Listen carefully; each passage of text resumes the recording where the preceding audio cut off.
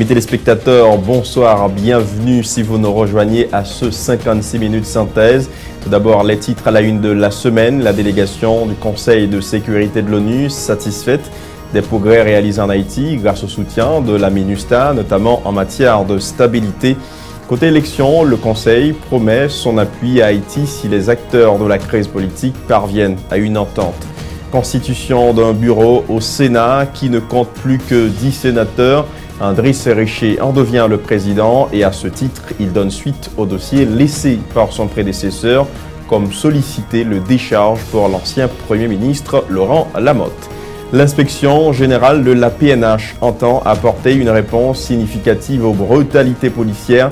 Une enquête est en cours afin de déterminer les auteurs d'exactions filmées et publiées sur les réseaux sociaux, notamment Facebook. Et puis, le ministère des Finances tente de calmer les syndicats de transporteurs publics, exigeant une réduction considérable des prix des produits pétroliers sur le marché local. Les prix à la pompe du kérosène et du diesel sont réduits de 10 gourdes et celui de la gasoline de 15 gourdes. La coalition nationale des syndicats des transporteurs haïtiens maintient son mot d'ordre de grève pour les 2 et 3 février prochains. Les prix des produits pétroliers doivent être réduits d'au moins 100 gourdes conformément à la baisse du baril du pétrole sur le marché international, insistent les syndicalistes. Le parti Formula Valas soutient le mouvement. Le ministère de l'Éducation nationale et les enseignants du secteur public en passent de trouver une nouvelle entente sur des points de discorde. Entre-temps, des syndicats d'enseignants accordent jusqu'au lundi 2 février au ministre de l'Éducation nationale pour satisfaire leurs revendications relatives à de meilleures conditions de travail. Sinon, ils prolongeront leur mouvement de débrayage. Jacmel, ville créative, tel est le thème retenu pour l'organisation du Carnaval national de Jacmel qui se tiendra du 6 au 8 février prochain. La vice-présidente du comité organisateur, Lydie Crochy, l'a présenté vendredi lors d'une conférence de presse au local du ministère de la Culture. Voilà pour les titres, à tout de suite. La NATCOM ne se soucie pas uniquement d'avoir la plus grande couverture réseau en Haïti, mais elle s'implique également dans le quotidien des Haïtiens et elle en est très fière. La NATCOM s'engage autant dans l'éducation que dans la santé. Avec le programme Internet à l'école, en partenariat avec le Conatel, ce sont plus d'une vingtaine de salles informatiques qui ont été offertes à des écoles publiques du département du Sud-Est. La NATCOM a comblé un vide dans les 10 départements avec des programmes mensuels en offrant des séances de consultation et des médicaments gratuitement. La NATCOM, c'est encore plus d'engagement. C'est un dévouement à la classe ouvrière grâce à son programme Corée Ouvrier. Ce sont des milliers d'ouvriers qui sont connectés à leurs proches grâce à NATCOM. La NATCOM, c'est aussi près de 30 points de vidéoconférence offerts au gouvernement haïtien. NATCOM, une présence qui se confirme de plus en plus. NATCOM, Yon Haïti, Yon Réseau.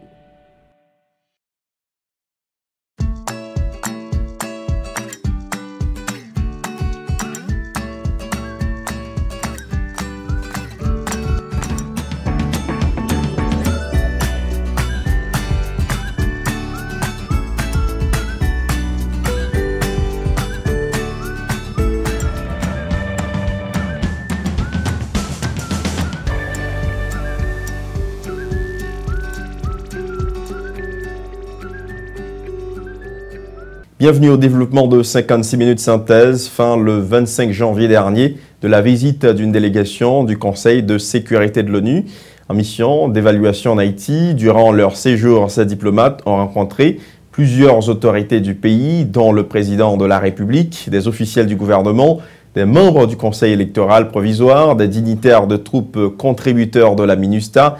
Cette mission de 3 jours, co-dirigée par les représentants des États-Unis et du Chili au sein du Conseil de sécurité des Nations Unies, a estimé qu'Haïti a fait des progrès sur le plan de la stabilité.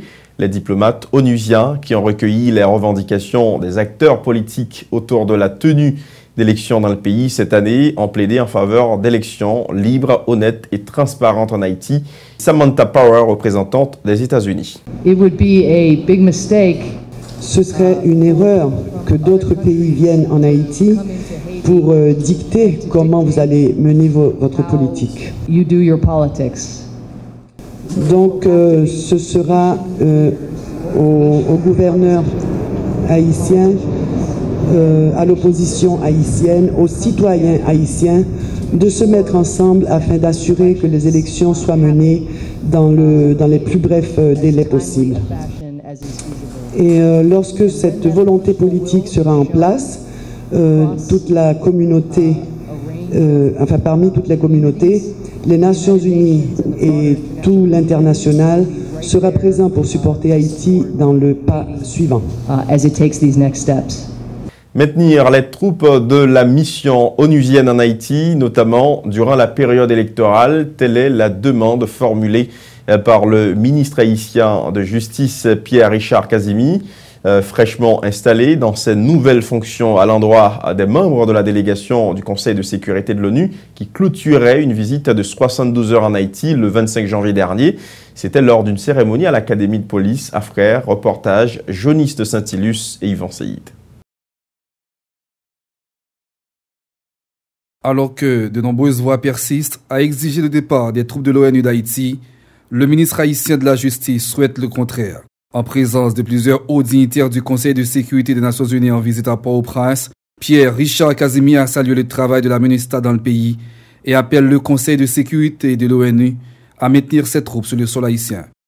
L'État haïtien, par mon organe, tient à vous témoigner sa reconnaissance pour votre soutien au processus de sécurité et de stabilisation du pays. Au nom du président de la République, du chef de gouvernement et en mon nom propre, je réitère au Conseil de sécurité des Nations Unies la demande de maintenir en l'état les effectifs des contingents de la MINUSTAH.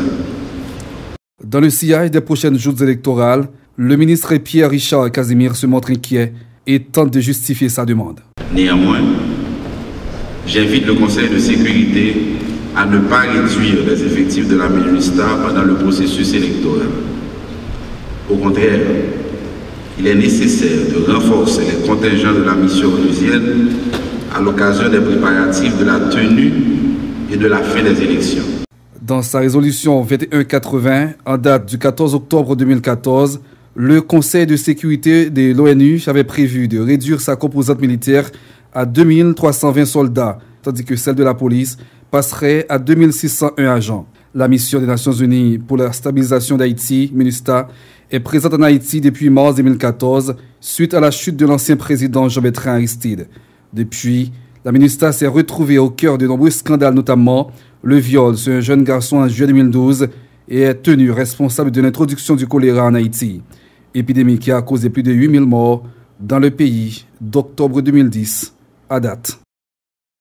Soulignons qu'au dernier jour de sa visite, la délégation des membres du Conseil de sécurité de l'ONU dans le pays a rencontré de hauts gradés de la police nationale d'Haïti, la PNH, rappelons-le, qui bénéficie du soutien et de l'encadrement des Nations Unies. L'occasion pour le directeur général de la police haïtienne de saluer le soutien de la MINUSTAH à la PNH, un accompagnement qui, selon Godson Aurelius, a permis de lutter de manière efficace contre le kidnapping en Haïti.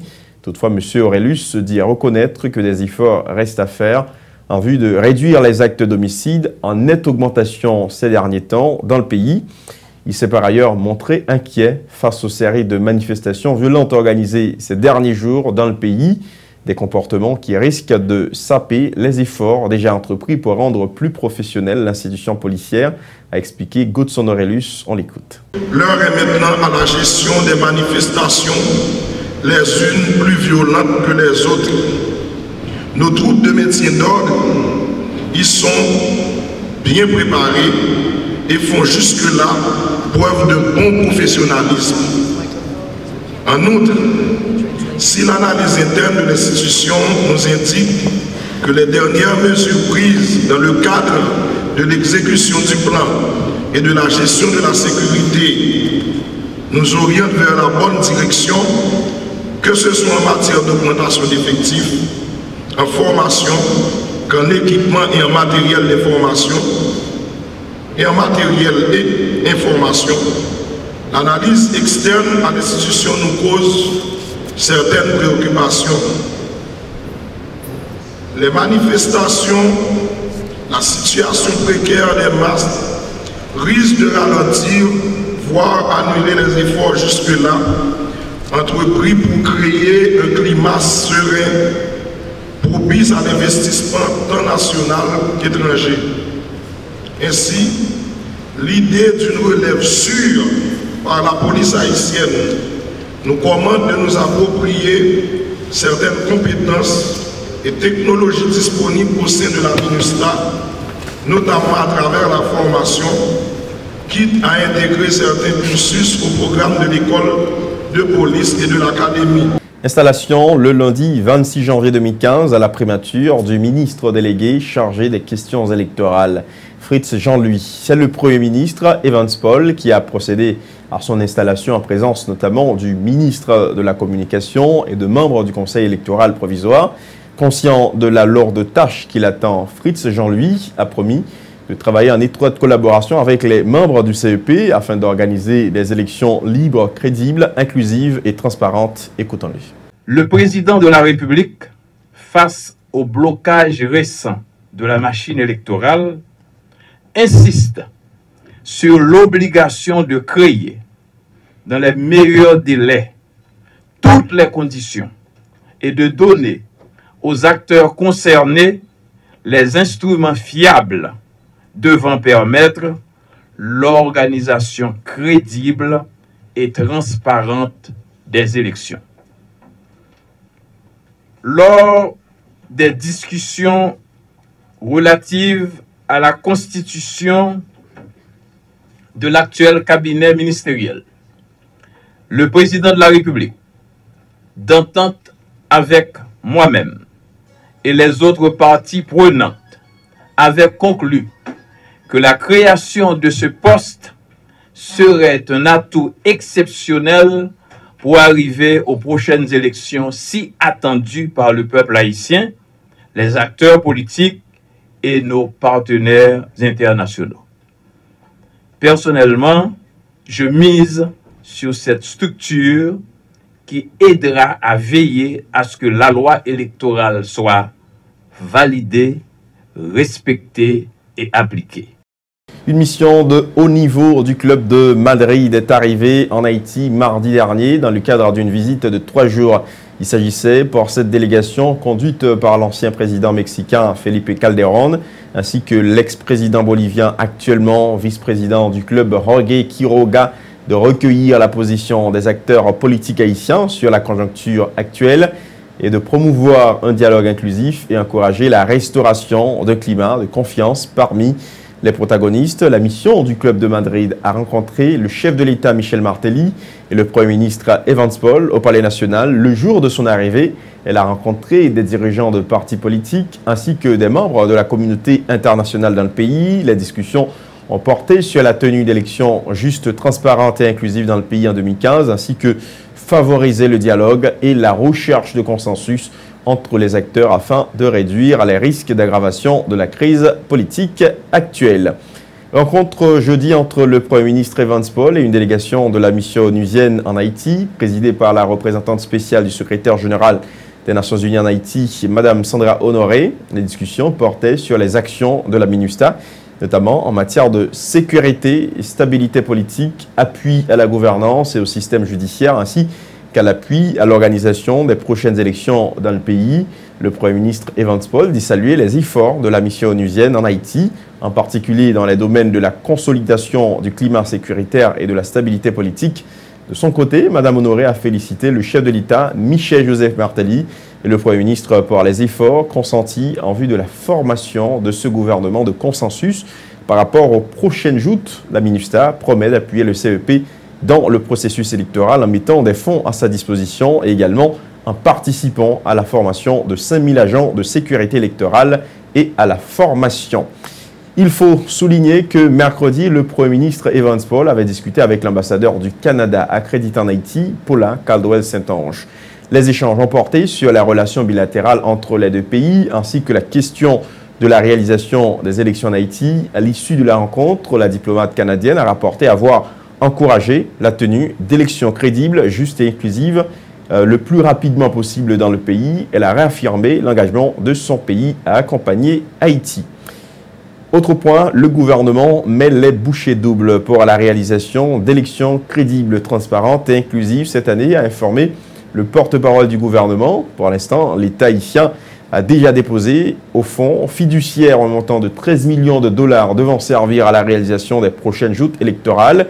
En attendant la contribution d'autres donateurs, a expliqué Rothschild François Junior. Il n'y a pas encore un montant arrêté pour la tenue des prochaines élections car les membres du CEP ne disposent pas encore de la loi électorale, ce qui leur permettra de fixer le coût des élections. Rothschild François Junior au micro de Johnny Saint-Ilus et Indiens. Nous connaissons que l'élection, c'est une vraiment priorité gouvernement en place là. Et c'est vraiment une feuille de route très claire que le président avec le Premier ministre Banou pour nous capables de travailler en synergie avec tout secteur pour aboutir à la réalisation d'élections honnêtes, démocratiques, inclusives en Haïti et participatives. Donc dans ce sens-là, nous connaissons que gagner l'argent pour organiser l'élection, il faut gagner comme. Et déjà, ça il est dans le fonds fiduciaire que le programme des Nations Unies a géré. L'État haïtien a déjà investi plus de 13 millions de dollars américains dans le cadre fonds fiduciaire pour permettre que l'élection soit capable de réaliser en Haïti. Il y a plusieurs autres pays qui vont mettre l'argent, il y a l'argent qui commence à décaisser, mais il y a l'autre l'argent qu'il y a pour être capable justement et aboutir à la réalisation de l'élection. Alors pour le budget n'a pas encore défini, parce que pour le budget défini, il faut gagner un cadre légal. Le cadre légal, là, c'est CEP Intégral Baili. Donc, c'est à partir de loi électorale, là, on va définir vraiment qui montant l'argent que nous avons gagné pour nous capable de réaliser la prochaine élection. En tout cas, moi, je garantis, c'est qu'au niveau du gouvernement, message est très clair, il faut que toute instance gouvernementale travaille en synergie pour nous créer les conditions propices à la réalisation d'élections honnêtes, libres et démocratiques en Haïti. Quid des 10 sénateurs en fonction? Ils ont constitué un bureau au Sénat de la République qui ne compte plus que 10 sénateurs. André Sréché en devient le président et à ce titre, il donne suite au dossier laissé par son prédécesseur comme sollicité le décharge par l'ancien Premier ministre Laurent Lamotte. La formation de ce nouveau bureau intervient suite à une décision prise jeudi par les pairs conscrits suite à une réunion entre 8 des 10 sénateurs en fonction. C'est ce qu'a rapporté le sénateur André Sréché. De notre côté, le parlementaire qui réagissait aux critiques concernant sa décision d'écrire à la Cour supérieure des comptes et du contentieux administratif pour donner suite à la correspondance de l'ex-premier ministre Laurent Lamotte sollicitant décharge adressée à l'ancien président du Sénat Simon de Soldera le 30 décembre 2014 affirme avoir agi à bon droit en sa qualité de président du Grand Corps. Le sénateur André Sréché dit déplorer le comportement de l'ancien président du Sénat qui n'a pas choisi d'assurer le suivi administratif nécessaire à la demande de M. Lamotte. Écoutons André Sréché au micro de Mirly de la Guerre et Yvon Seïd. Donc aujourd'hui, nous faisons réunion. Donc j'ai été confirmé par les collègues présents comme celui qui va jouer le rôle de président en attendant l'arrivée de la prochaine législature. Combien de sénateurs étaient présents dans la réunion? Il y avait 8 sénateurs. Un bon document capable de lire, mais si on connaît. Non, on connaît. Qui est-ce qui va demander de charge là? Pardon? Qu'est-ce qui va demander de charge? Mais le marqué là, on a. C'est Lamotte a écrit au président Dera, il demande pour qu'il entreprenne une démarche pour lui jouer une décharge. À quelle date il a écrit? La lettre est sortie, est partie le 30 décembre 2014. Mais elle est arrivée dans le Sénat le 5 janvier. Sur la présidente de Dera. Maintenant, Dera est parti. J'en connais le parti. Lettre la vient sous bureau, c'est mon droit et c'est devoir moi pour que normalement je ne pas quitter courrier perdre temps dans le Sénat. Et c'est ce que j'ai fait. J'ai dégagé immédiatement la poursuite des comptes. Alors, c'est pour vous dire que il y a des gens qui sont parfois de mauvaise foi. Il y a des gens qui sont malhonnêtes. Il y a une série de monde parfois où elle fait action ou pas connaît. Ou capable de haine pour monde. Ou capable de railler monde. Mais cependant, tant que me dévoile une petite phrase Dieu seul avant pour me dire que machonègue ou pas capable bloquer ça dans Dieu seul. Alors voilà, c'était ça que j'ai voulu vous dire que cette affaire de décharge que nous tendions à toutes ces parties. Notons que des sénateurs ayant réagi sur la composition du nouveau bureau constitué au Sénat de la République ont montré l'importance de mettre sur pied cette structure pouvant assurer la bonne marche du Sénat. Rappelons que le Sénat, amputé de 2/3 de ses membres et donc dysfonctionnel, ne dispose d'aucun pouvoir d'inviter, de convoquer, encore moins d'interpeller les membres du gouvernement en place. La mission de ce bureau consistera à répondre aux correspondances et signer des documents administratifs importants, expliquent certains sénateurs en fonction. Une délégation conduite par le ministre de la Justice, Pierre-Richard Casimir, a effectué mercredi une visite de courtoisie à la Cour de cassation et au Conseil supérieur du pouvoir judiciaire à Frères. Au cours de cette rencontre, le garde des Sceaux de la République a échangé avec les magistrats présents, notamment sur la question de détention préventive prolongée en Haïti et de l'effectif incomplet de l'instance supérieure de justice ainsi que leurs honoraires. Pierre-Richard Casimir a exhorté les structures placées sous la tutelle du ministère de la Justice à faire bonne performance en vue de rehausser l'image de l'appareil judiciaire.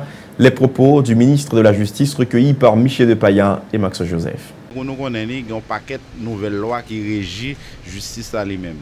Le ministère de la Justice a attribution PAL, Cour de cassation a attribution PAL, CSPJ a attribution PAL. Il était important pour me chiter avec eux et me fait toute une réunion qui est très fructueuse, qui est très cordiale, côté que yo exprimer certaines préoccupations que vous gagnez.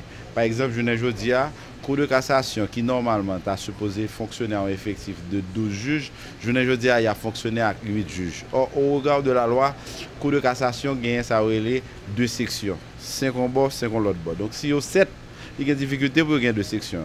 Il y a l'autre problème, il y a des problèmes au niveau de greffe lato, il y a des problèmes au niveau de fonctionnement et tout, il y a des problèmes de salaire, il y a des problèmes, il y a des juges qui manifestaient appréhension par rapport à la législation sur la pension. Il y a des questions de détention préventive prolongée, nous connaissons depuis dans le discours, nous m'accordons un peu l'importance à ça. Mais détention préventive prolongée, ce n'est pas seulement œuvre de tribunal première instance. Le moun yo exerce voie de recours, il y a le devant cour de cassation, il y a à ce que non délai rapide que cour là prononcer sous décision. L'important vraiment des juges tout en respectant l'indépendance, vraiment des font effort pour que yo travaille un peu plus de temps pour nous essayer de désengorger le tribunal, pour nous garder pour nous que si décision si monde qui devant la justice yo ka fixer sous sol pour connaître si yo gen tort, si yo gen raison dans le meilleur délai et ceci pour le triomphe de la justice dans le pays. Juste le temps d'observer une pause à ce numéro de 56 minutes synthèse. À tout de suite.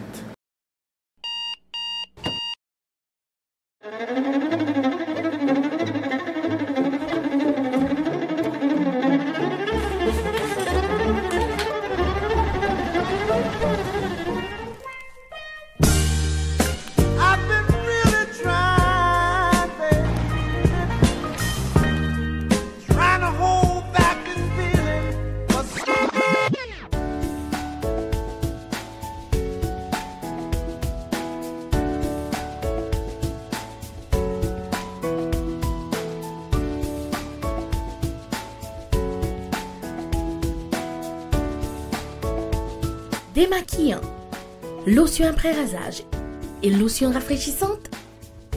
Limacol, la fraîcheur de la brise dans une bouteille. Limacol est un produit de la Disprofar en vente dans tous les supermarchés et les pharmacies. Oh bicha, moi à peine à préparer manger au pire mère. Comme ou toujours servi avec tablette ça yo toujours. Alors, m'en goûter vous moi. Oui! Manger à salé comme mais tablette Criolito. Si ce inventé avec l'autre tablette cap salé manger ou connaît déjà, Criolito de qualité supérieure parce que c'est celle tablette qui passe à les manger ou peut-être qui fait avec gros ingrédients naturels, tant que l'ail, oignon, céleri qui remplace fort celle où elle l'autre gagne. Et puis en plus il y a bon goût pour le pays. Kounia, c'est coupé d'ouest. Puis bon goût, moins sel. Criolito, c'est celle tablette qui va manger au bon goût pour le pays. Dans votre machin, tout grossiste li au mandé. C'est lui toute cuisine, elle choisi pour faire manger. C'est lui celle qui fait manger. C'est coupé d'ouest.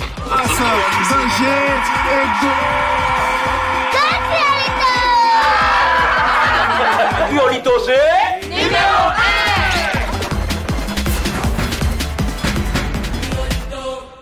De retour après la pause, l'inspection générale de la police nationale d'Haïti, IGPNH, ont apporté une réponse significative aux brutalités policières exercées à l'encontre des citoyens dans la société. En ce sens, l'inspection générale enquête présentement sur un ensemble de vidéos publiées sur les réseaux sociaux, notamment Facebook, montrant un ensemble d'exactions commises par les forces de l'ordre à l'égard de citoyens au moment de leur interpellation. Une commission de suivi a été mise sur pied en ce sens afin de produire un rapport de l'IGPNH, a expliqué Marc Wigenjean au micro de Jasmin Denis. C'est important nous-mêmes parce que nous alerter nous. Sur les réseaux sociaux, notamment sur Facebook, il y a un pile photo policier ou bien un pile vidéo qui a circulé sur les réseaux et photos sur la vidéo sont largement commentées par internautes et là, pour la plupart, ils mettent en cause des agents de la PNH. Eh bien, l'inspection générale, lui-même, monte sur les réseaux sociaux, depuis ces vidéos, photos qui impliquent les policiers, donc nous avons une enquête automatique sur ça. Donc actuellement, il y a une enquête qui est ouverte sur des policiers, côté photos a circulé, donc qui t'a maîtrisé le monde, donc qui t'a, selon l'organisme des droits humains, selon internautes, donc mon a subi brutalité. Donc il y a une enquête actuellement qui est ouverte là. Donc nous avons une enquête encore qui est ouverte par rapport avec une vidéo qui a circulé sur le net là, côté qu'il y a un monde qui est trop cuité, mais intervention de la police là, et par rapport avec la situation, donc de estimer que le comportement est excessif. Donc, son exigence pour les policiers lui-même, il faut matricule. Nous disons, s'il n'y a pas de matricule, Jean lié sur chemise IGA là, donc collé là, donc il y a un brassard qui est matricule policier, il est supposé porter.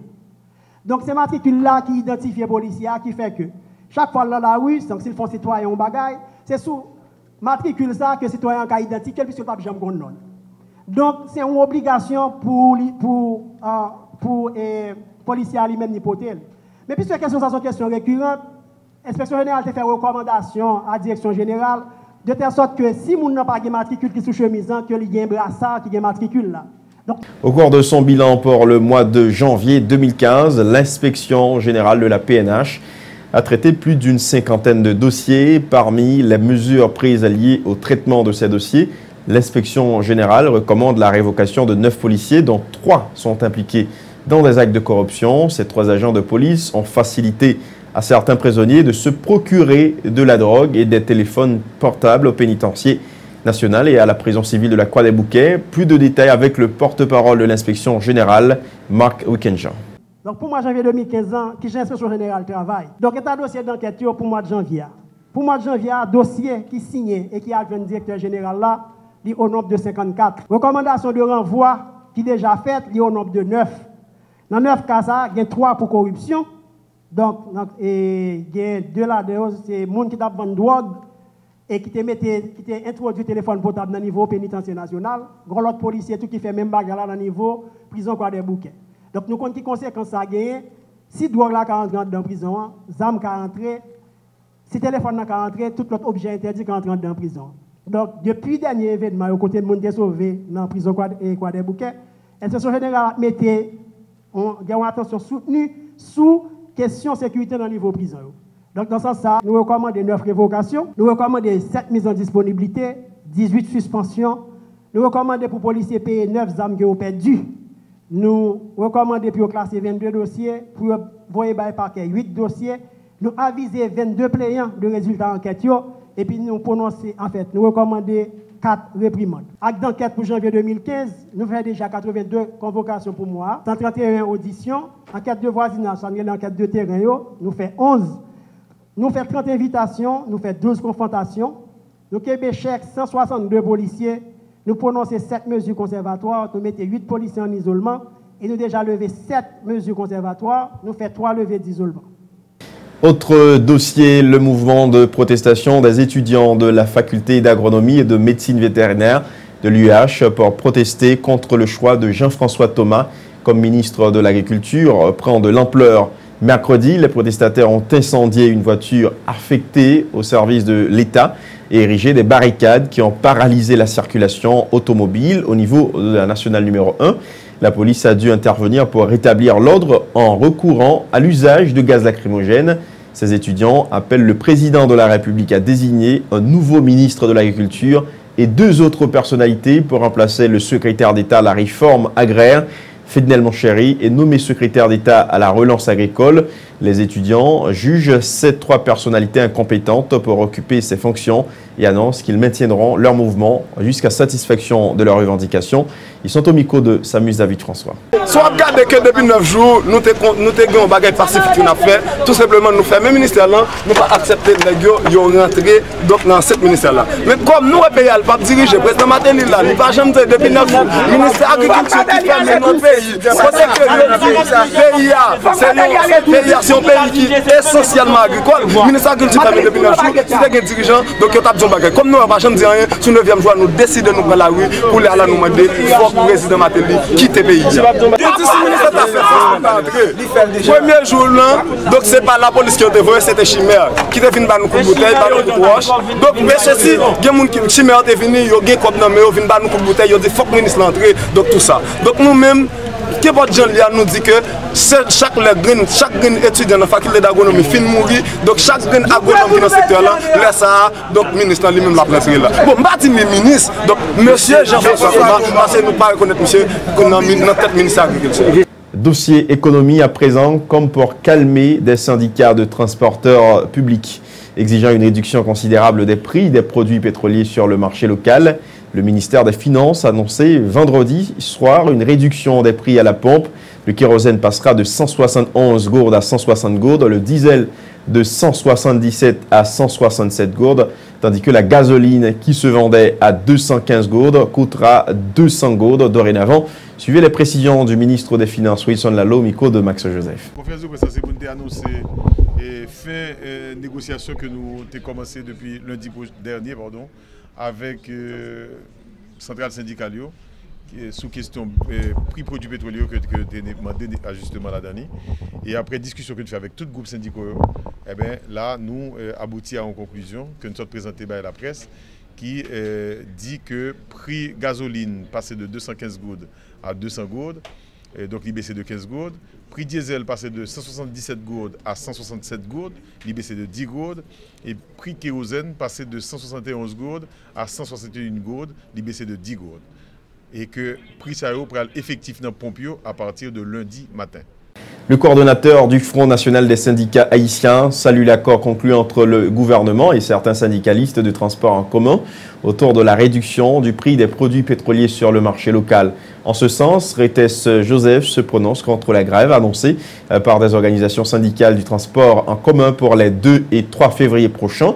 La grève n'a plus sa raison d'être, estime M. Joseph, à moins qu'elle soit motivée par des raisons politiques, soutient le syndicaliste. On l'écoute au micro de Max Joseph.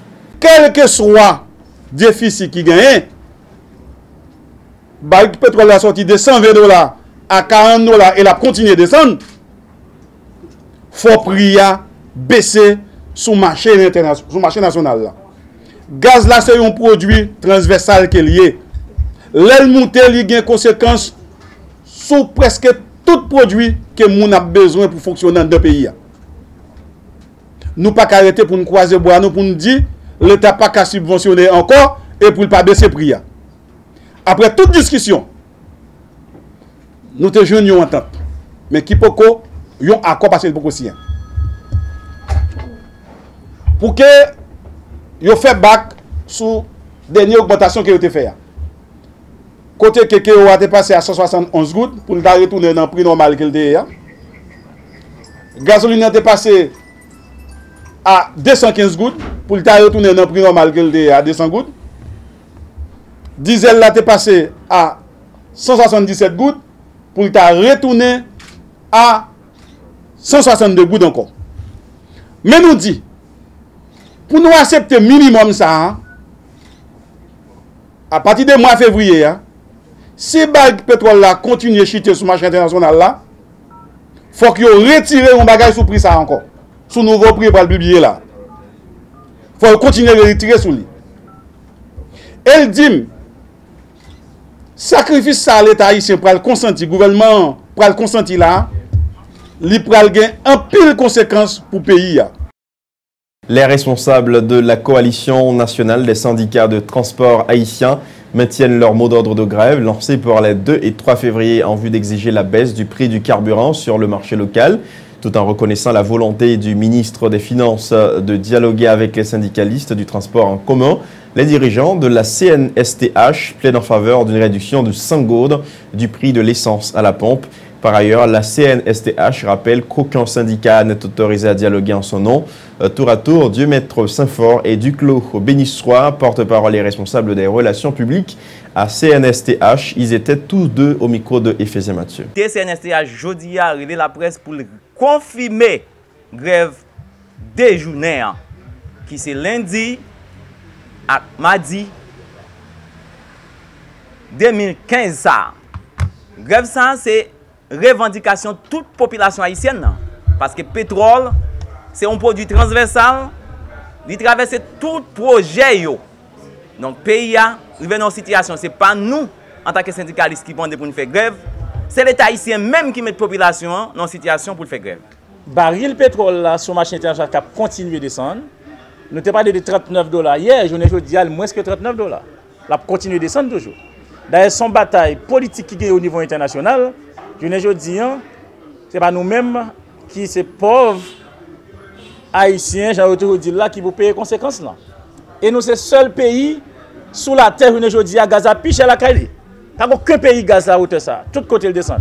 Dans petit pays qui plus près nous là, Bahamas, gallon gaz à $20,70 américains. Santo Domingo, presque $2. Aux États-Unis, qui pays qui plus riche dans la zone non, gallon gaz à $20,75. En Haïti, même gallon gaz à $4,38 et plus. Gallon gaz à $23,99 centimes. Nous pas qu'à Kimbeli. Nous demandons l'État pour lui retirer 100 gouttes. Et 100 gouttes là, c'est parce que nous sommes très généreux. Il a retiré plus que 100 gouttes. Mais nous dit qu'il était 70 gouttes, 17 gouttes à nous pour être capable de gérer ensemble des problèmes que les gagnent. Le mot d'ordre de grève lancé par des organisations syndicales du transport en commun pour les 2 et 3 février prochains en faveur de la baisse du prix du pétrole sur le marché local est appuyé par Botab Concertation, une structure politique de base au sein de l'organisation Formula Valas.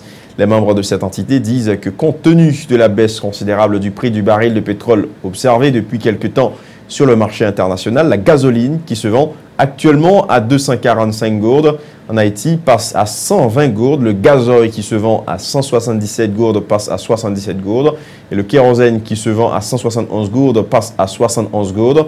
Botab Concertation annonce en outre une manifestation pour le 4 février prochain à Port-au-Prince en vue de continuer à dénoncer la gestion de l'équipe au pouvoir en place. Écoutons à ce sujet le docteur Louis-Gérard Gilles, membre de cette structure. Il était au micro de Samus David François. Gasoline nan jodi li 215 goud. Yo mande pour gasoline nan passer à 120 goud. Diesel là 177 goud.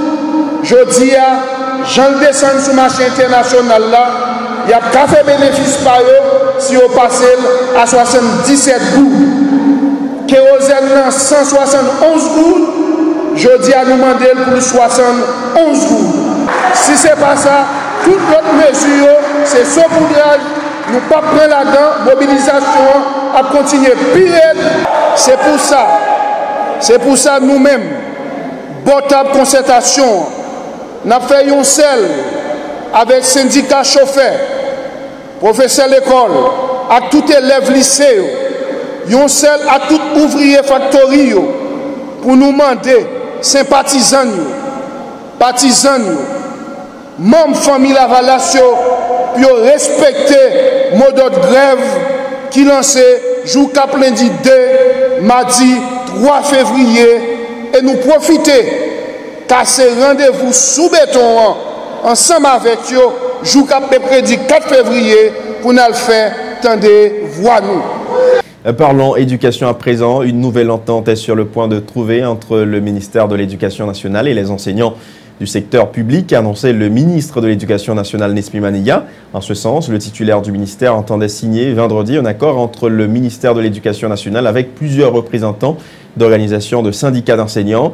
Il s'agit d'un document de 11 clauses sur lequel les deux parties se sont entendues sur plusieurs points de discorde, a indiqué jeudi dernier Nesmi Maniga. L'accord dont la signature était programmée pour le 30 janvier tend notamment à mettre en place le mécanisme d'accès à crédit pour les enseignants, rendre effectif d'ici au mois de février 2015 la carte d'avantage des enseignants. L'entente prévoit également que 8 jours après sa signature, les différentes positions qui y sont insérées seront transmises à qui de droit pour les suites administratives et légales, a précisé le ministre Maniga au micro de Ludmilla Marc et Wendy Henry. Nous mettons d'accord pour que le ministère accélère les négociations que l'a fait avec le gouvernement, avec l'autre institution financière, pour que yon nan point qui était dans statut particulier personnel enseignant, qui c'était un mécanisme de garantie qui peut permettre que l'enseignant soit capable de bénéficier de manière privilégiée à crédit, que nous mettons mécanisme ça en place.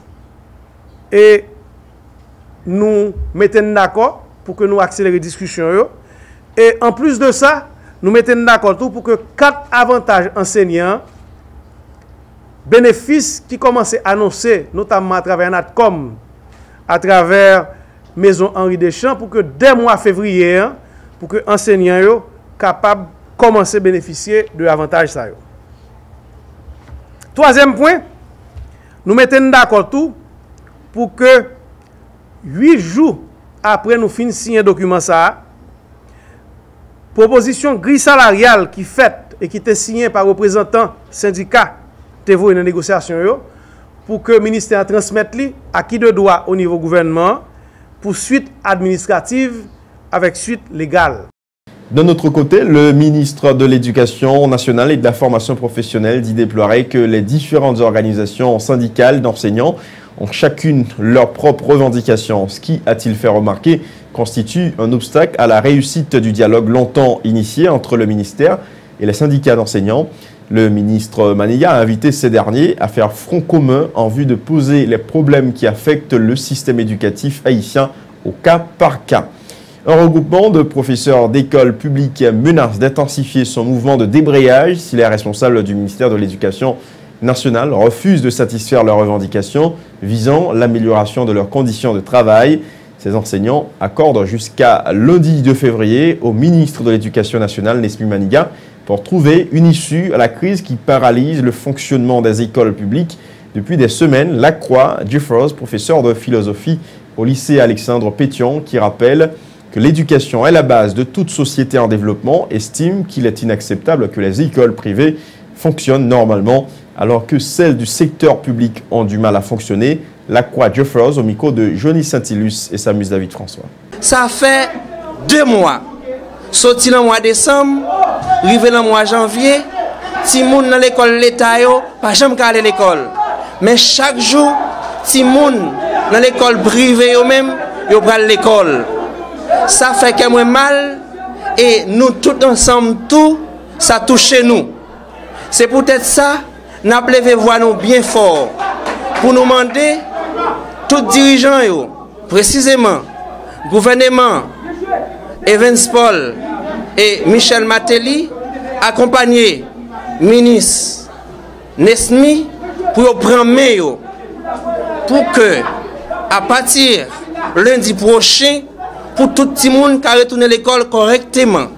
Et si d'abord dimanche arrivé, yo pas arrivé créer une condition pour tout le monde qui a retourné l'école, n'a passé par plan C, qui est capable de considérer comme phase ultime nous.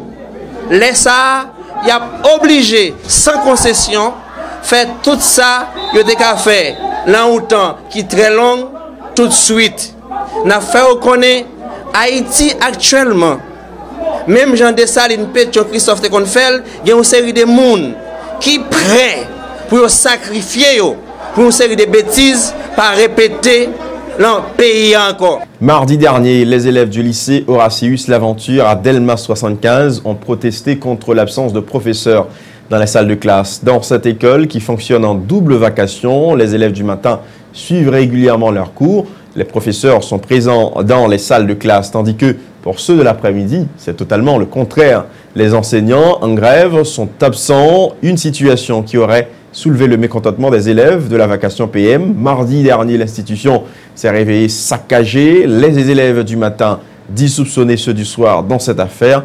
Reportage Michel Depayen et Max Joseph. Des bancs brisés, des morceaux de tableaux jonchant le sol et des messages choquants laissés par les destructeurs, c'est le triste spectacle découvert ce mardi par les élèves de la vacation AM du lycée Horatius L'Aventure. Toutes les salles de classe de l'école publique ont subi le même sort. Le lycée a été visé par des élèves de la seconde vacation, réclamant le retour des enseignants dans les salles, se désole cet écolier. Nous venons matin, tous les élèves viennent il y a un travail bien propre. Je dis à nous venir même tableau de jeune bon travail. Les élèves après-midi qui tableau jeune professeur au travail. Maintenant, nous jeunes professeurs même, nous pouvons empêcher nous travail nous-mêmes, nous pas jeunes professeurs comme ça.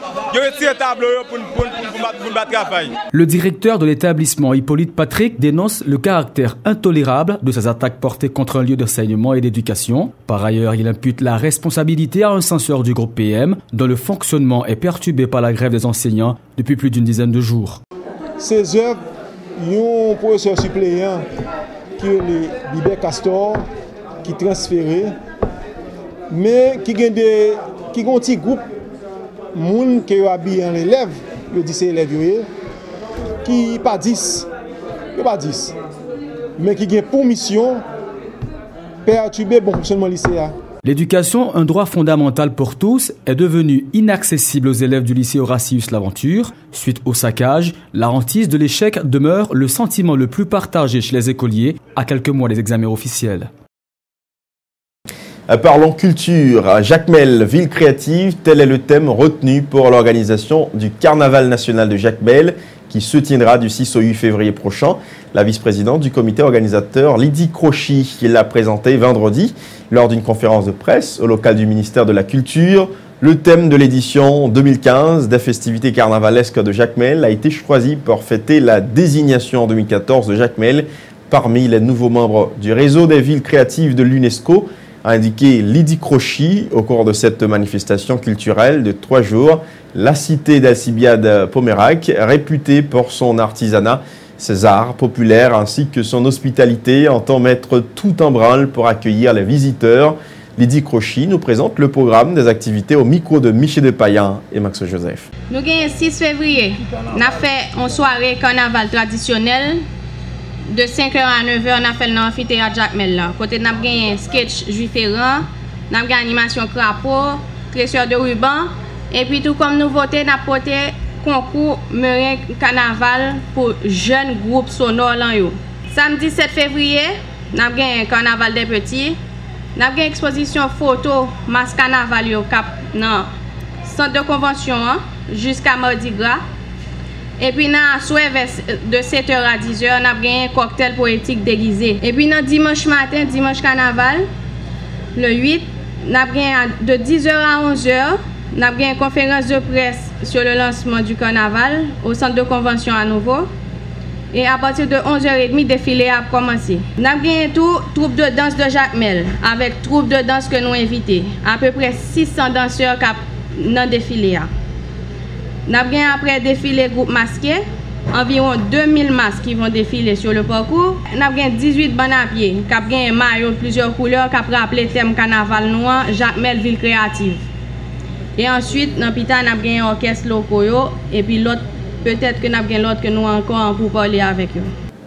Le Cap-Haïtien, la deuxième ville du pays, organise également des festivités carnavalesques. Du 12 au 17 février 2015, la cité christophienne tiendra son carnaval autour du thème « C'est carnaval en nous, Pouillon prospect, c'est là pour là ».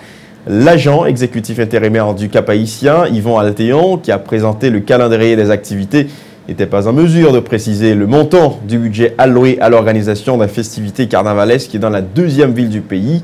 Yvon Altéon en a également profité pour présenter à la presse le comité organisateur de cet événement culturel composé de 5 membres, dont il est le président d'honneur, Yvon Altéon. Le 12, c'est carnaval des petits, et puis le 13, c'est carnaval des étudiants. D'ailleurs, le Nord, que tout le monde connaît, c'est un lieu touristique et historique. Nous tenons à ce carnaval des étudiants. Plus devant, nous voulons que traditionnellement, eh bien, il vienne au carnaval des étudiants national. C'est ça que nous allons inviter nous dans le jour qui va venir là, dans l'année qui va venir là, pour tout le monde venir participer dans le carnaval des étudiants dans le nord, plus précisément dans la commune Cap-Haïtien. Et puis le 14, nous avons bien un bal masqué, puisque nous connaissons 14 février, drôle de coïncidence, c'est fête des amoureux. Nous avons bien un bal masqué avec ambiance tête droite, cap fait dans la caille bar restaurant. Et puis du 15 au 17 février, c'est 3 jours graves, côté que nous avons gagné septembre, Goté Noyo, Tropicana avec le jazz local. Parce que les gens qui font partie coordination du comité pour commune Cap-Haïtien pour le Nord, eh bien c'est moi-même serviteur nous Yvon Altéon, mais principal comme président d'honneur, nous inviter et nous gagnons tout Madame Dieudonne Lima Etienne qui est directrice et touriste au niveau département Nord comme vice-président d'honneur. Nous gagnons tout Woody Attilus qui est directeur ministère de la culture qui est encore vice-président d'honneur. Gain Hans Joe Hilaris qui est président et coordonnateur comité. Gain Franz Jean qui est la finance et puis l'autre mounio parce qu'il n'a pas reconnaître après. Dernier rappel des titres de ce 56 minutes synthèse. La délégation du Conseil de sécurité de l'ONU satisfaite des progrès réalisés en Haïti grâce au soutien de la MINUSTAH, notamment en matière de stabilité. Côté élection, le Conseil promet son appui à Haïti si les acteurs de la crise politique parviennent à une entente. Constitution d'un bureau au Sénat qui ne compte plus que 10 sénateurs. Andris Richer en devient le président. Et à ce titre, il donne suite au dossier laissé par son prédécesseur comme sollicité la décharge pour l'ancien Premier ministre Laurent Lamotte. L'inspection générale de la PNH entend apporter une réponse significative aux brutalités policières. Une enquête est en cours afin de déterminer les auteurs d'exactions filmées et publiées sur les réseaux sociaux, notamment Facebook. Le ministère des Finances tente de calmer les syndicats de transporteurs publics exigeant une réduction considérable des prix des produits pétroliers sur le marché local. Les prix à la pompe du kérosène et du diesel sont réduits de 10 gourdes et celui de la gasoline de 15 gourdes. La coalition nationale des syndicats des transporteurs haïtiens maintient son mot d'ordre de grève pour les 2 et 3 février prochains. Les prix des produits pétroliers doivent être réduits à d'au moins 100 gourdes, conformément à la baisse du baril du pétrole sur le marché international, insistent les syndicalistes. Le parti Famille Avalas soutient le mouvement. Le ministère de l'Éducation nationale et les enseignants du secteur public en passe de trouver une nouvelle entente sur des points de discorde. Entre-temps, les syndicats d'enseignants accordent jusqu'au lundi 2 février au ministre de l'Éducation nationale pour satisfaire leurs revendications relatives à de meilleures conditions de travail. Sinon, ils prolongeront leur mouvement de débrayage. Jacmel, ville créative, tel est le thème retenu pour l'organisation du Carnaval national de Jacmel qui se tiendra du 6 au 8 février prochain. La vice-présidente du comité organisateur, Lydie Crochy, l'a présenté vendredi lors d'une conférence de presse au local du ministère de la Culture. Voilà qui met un terme à ce 56 minutes synthèse. Merci à chacun de vous de l'avoir suivi. À la semaine prochaine.